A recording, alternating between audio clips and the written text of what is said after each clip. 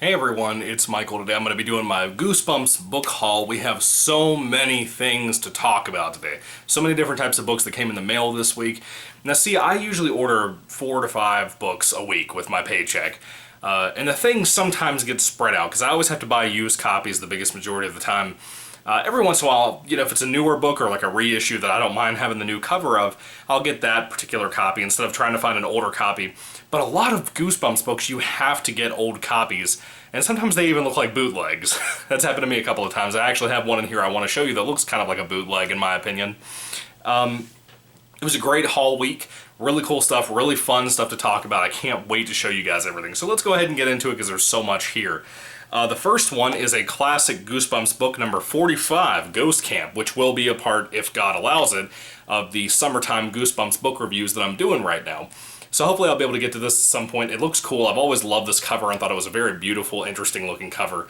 I don't know too much about the story. I kind of just avoid Goosebumps, synopsis on the back of the books, because I just like going into the stories with a surprise and not really knowing too much about it. Every once in a while I'll read the back of one like the newest Slappy World book called The Dummy versus the Mummy. I like knowing about some of the plots for stuff like that, especially when it's a Slappy book. But you have to realize a lot of these books that I buy are older and are coming in the mail, that have been out for like 25 years. So, yeah. The next book that came in the mail was a Goosebumps Series 2000 book. It was number 18, Horrors of the Black Ring. I started noticing on my Amazon account that it seemed to me like the prices were going up on the used copies of this. So I was like, I should probably go ahead and get a copy now with this current paycheck that I had the other week. I think it was 2 or 3 weeks ago that I put in the order for this and it finally came in. It looks really cool. The back looks cool. I mean, it has some really interesting stuff in it. I'm concerned that this is one of the 2 books that I got in the mail this previous week that may or may not be a bootleg, because I noticed that Goosebumps books are always formatted the same way. They always have the same height, the same build to them. They always have advertisements for other Goosebumps properties and stories and all kinds of stuff like that. This is so bare bones that in the back it doesn't even have the page saying like R.L. Stine is the author and whatnot. It has no other thing written anywhere in here talking about like advertisements for current Goosebumps projects coming out at that time. You have black lines drawn through the back over here, and then like the front you have certain areas where there's a black marker taken through stuff, a black Sharpie. So I'm concerned, and also the way the book is cut. If you actually look, you can see that the cover actually leans over a little bit past the actual page line, which is very uncommon with Goosebumps books. I have a feeling that this is a bootleg. Now, mind you, as long as it's the actual book, then I'm okay. I don't like bootlegs. I'm against illegal copies. I won't even download stuff digitally, illegally, because it's wrong. I'm just one of those kinds of people. Very traditional in that sense. But I'm concerned with this because if it doesn't even have the back end page saying like, hey, this is written by R.L. Stine, the author, and this is the about the author page and stuff, then I'm worried that there might be like a missing chapter. I read like the last sentence. It seems like the last sentence of a typical Goosebumps book. So I don't think anything's missing from the book, but I do get concerned with things like that. Because you never know, if you buy a bootleg copy, what if they didn't format it correctly? What if you have missing chapters and stuff? That's going to piss me off if that's the case. But if I get there and I find that out when I'm reading the book, then I'll talk about it in the review. But hopefully that won't be the case. So let's just pray that it won't be, and that neither of this copy or the other book that I got actually today in the mail, hopefully they won't be bootleg copies with anything missing in them, because that would suck, The next book I got is apparently also a Series 2000 book. I plan on getting an original copy of that too. This is a reissued book, Attack of the Graveyard Ghouls. I love this cover. I've been looking at this for a while. I didn't realize it was a Series 2000 book until I bought it the other day, and I was kind of surprised by that. So, hopefully it'll be pretty cool. Hopefully. It sounds interesting. The cover looks really cool. I like the ghost imagery. The next book, I actually talked to somebody in the comments section, I think in the last week or two, about this particular book. Now, of course, I'm reading on a seasonal basis. Like, if it's Halloween time, I'm trying to read every Goosebumps Halloween book that I can at that particular time, just to try to get a cool review out for you guys, to stay kind of seasonal and fun. I mean, this isn't going to last forever. How many more Goosebumps books are we going to get before R.L. Stine passes away, or before the company, Scholastic, stops publishing them? We don't know. So I'm trying to get the stuff, when I can, but also I want to review the books within the season that they're, supposed to be read in, like October would be Halloween stuff.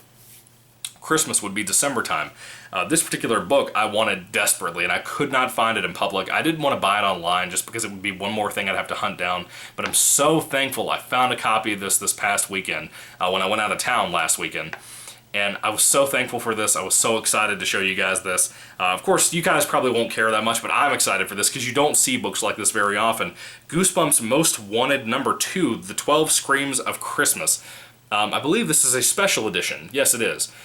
Which just means that it's a longer book. It's typically like 170-something pages instead of 120 to 130 like Goosebumps typically are. Really excited for this. It looks so cool. The back reads awesome. I really can't wait till Christmas time, God willing, that I'll be alive to even read something like this. It'll be really cool. I can't wait to be able to do a review on this. 12 Screams of Christmas is something I've been looking for a long time, and it's really hard to hunt that book down in a public store. Kind of like the reissues for the Mummy books. They're like next to impossible to get in a public store like Barnes & Noble or anything where I live. They just don't come out here. I don't know why. But they have been reissued, but they just don't exist here. The next book I got was a Series 2000 book. It is number 12, Brain Juice. I'm very intrigued to see if this will be any good. I don't know, it's one of those weird Goosebumps books like Bad Hair Day that I'm very intrigued to see if it'll be any good. I don't know. It could be good. It sounds cool. I love the cover. That cover's really rad looking. Very detailed with the brain stuff. Yeah, we're going to see. We're going to see one of these days what it turns out to be like. The next book I got was Goosebumps Horrorland #3, Monster Blood for Breakfast. I didn't realize that this is like the 5th Monster Blood book, if there's not somewhere in the Series 2000. I don't think Series 2000 had a Monster Blood book, but I think this is like the 5th book of the Monster Blood franchise. But it is also the Horrorland series. And see, at some point this year, if I finished up all the Slappy books I was talking about reviewing, if I managed to get through all of those, I was wanting to jump back and read all the Monster Blood books before the end of 2019. I don't know if it's going to happen. I'm getting kind of busy, guys. I'm trying to make time for it as much as I possibly can. I don't think it's going to happen. Honestly, I got to be frank with you. But again, God willing, if I have a 2020, I'll try to get to them at that point. If I do have a book or two that I can get to this year, maybe in the break between, maybe during November, I don't know. I'll try to find some time frame where I can get into this and talk about some Monster Blood for you guys. I don't know if I'll be able to do it, you know, all 5 of the books at that point. But still, this book is in the Horrorland series, and you know how that goes. At the end of these books, they always have the extra, like, 10 or 15 pages, or no, sometimes like 30 pages of, you know, Horrorland storyline that ties in with the other previous books and the next ones coming after it. So you kind of get a standalone and you kind of don't get a standalone at the same time. It's really weird, you know?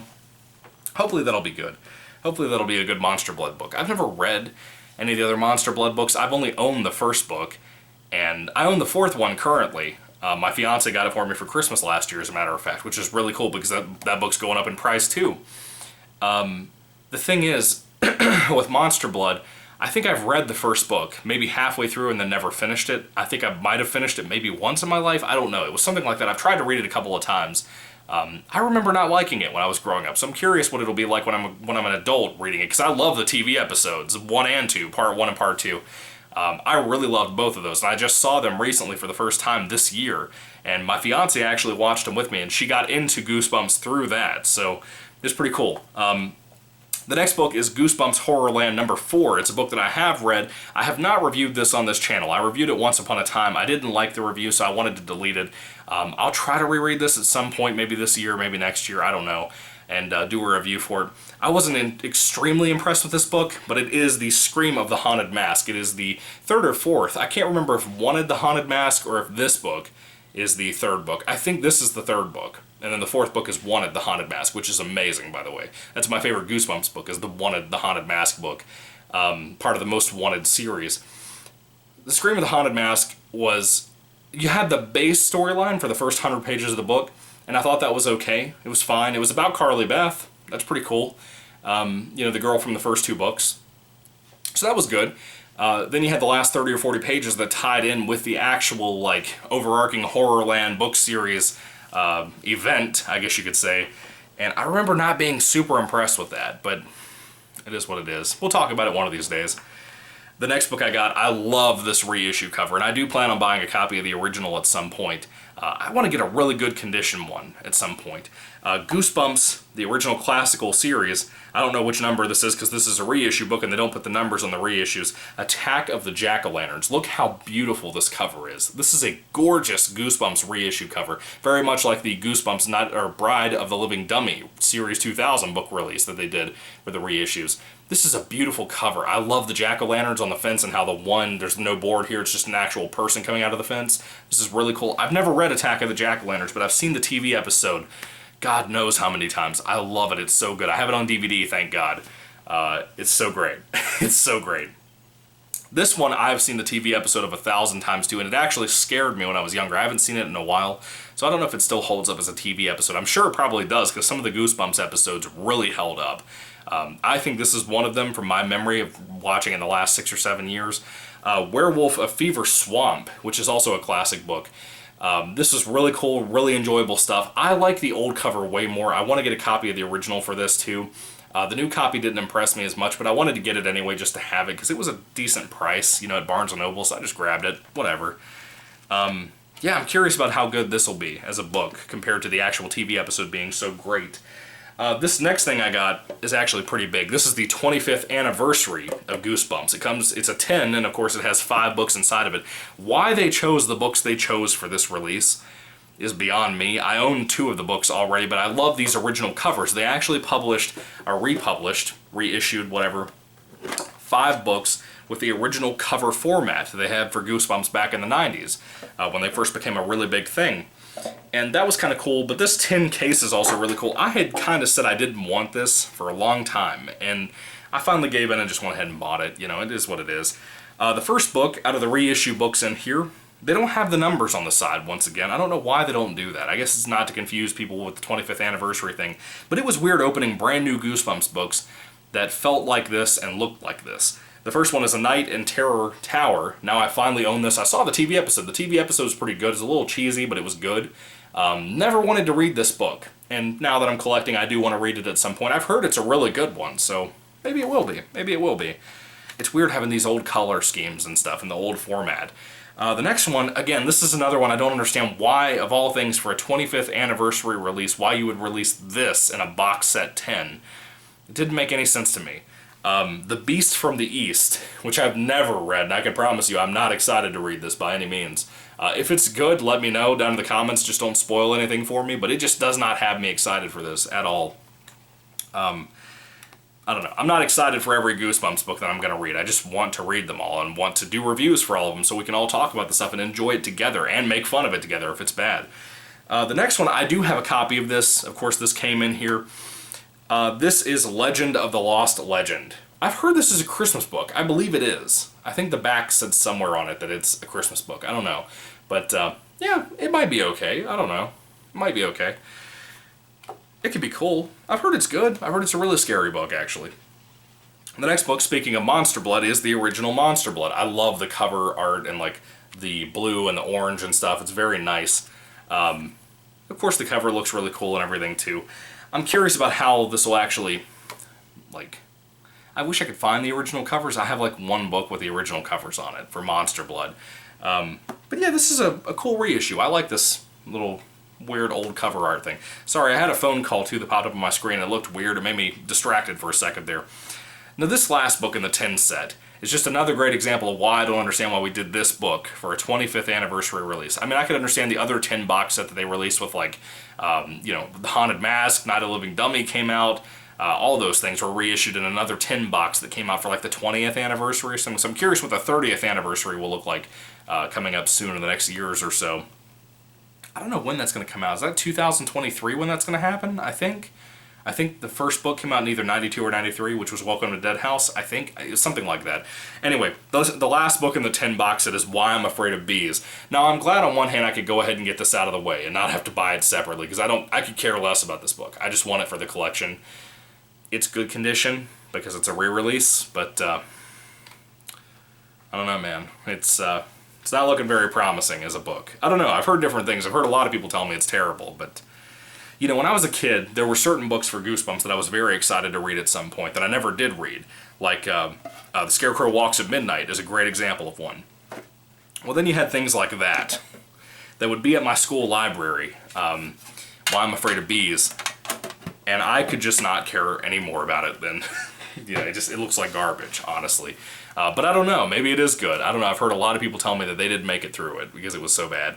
But we'll see. You know, you never know, you could find a surprise. Goosebumps can be very surprising with what you get. This book here is actually the first physical copy I own from this particular set, this series. Give Yourself Goosebumps, number 32, which is, It's Only a Nightmare. I don't like this style when Goosebumps started doing these styles for the Give Yourself Goosebumps series. I didn't realize like halfway through they just stopped doing the regular Give Yourself covers they were doing, or the style, art, format, whatever you want to say. Now they have like bubbles on them and stuff for like the back. It just looks really ugly and cheap. It looks like something from a self-publishing group. You know, it's really not impressive. Now the Give Yourself Goosebumps books, I've reviewed one of these. It was number 2, TikTok You're Dead. And TikTok You're Dead was really good. I liked it a lot. The thing is with TikTok You're Dead, well, these books in general, Give Yourself Goosebumps are books kind of written like the old Choose Your Own Adventures books, if you're familiar with those from the 80s and 70s and whatnot. Essentially what they are is that you go through the book, and when you get to the bottom of a page, you choose where you go next. Do you skip to page 90 to do this particular action, to walk left down a dark tunnel, or do you go to page 20 and turn right and go up a giant staircase that's hidden behind a wall? You know, it gives you all kinds of options, and they were kind of creepy, honestly. It added an element that Goosebumps does not have as the regular book series. So Give Yourself Goosebumps could be really good. I'm really impressed to see what it'll be like outside of the first, or that second book in that series that I read, TikTok You're Dead. If you've read It's Only a Nightmare, let me know what you think about it. The last book that I have gotten today that I'm also concerned about possibly being a bootleg book as well. It is an old classic series book. It is number 61. It's called I Live in Your Basement. I saw this all the time when I was a kid, and I just never found the motivation to want to read this. It looked like garbage, and I guess it's the washing machine and dryer that always kind of threw me off and made me not want to read this. It looked like it was going to be like a laundry monster or something, and maybe it is, I don't know. But it looks cool. I'm actually kind of excited for it. I think this is one of the very last books in the series. Yeah, number 61, so Monster Blood 4 is number 62, and I own that one. Next to last book in the old classic series, so that's kind of cool, you know? This is really good condition, by the way. This came saran wrapped and everything. I was really impressed. But again, the cover seems to be cut in a weird way where it's a little bit longer than the actual pages of the book itself. So that makes me suspect that with how clean it is and everything, it's probably a bootleg copy, which sucks. I really hate that. But maybe it's not. I don't know. I don't know. Some of these could have come from the UK, for all I know, and not been cheaper quality. I don't know. But anyway, guys, what are your thoughts on all the books that I've talked about today? Let me know down in the comment section down below. Please don't spoil anything, though, because like I said, the biggest majority of these I have not read. I read one of them, that's Scream of the Haunted Mask. But anyway, guys, I appreciate you watching. I appreciate you sticking around for a very long video. A bunch of stuff we had to talk about this week. It was a really good haul this week. Everything seemed to come at one time. And then I found some stuff at the stores and stuff like I talked about, too. But anyway, guys, what are your thoughts about all this stuff? Thank you for watching. Hopefully you'll stick around for the next reviews I have upcoming for the summertime kind of Goosebumps celebration we're doing here on the channel. Thank you for watching. May the Lord Jesus Christ bless you guys today, and goodbye.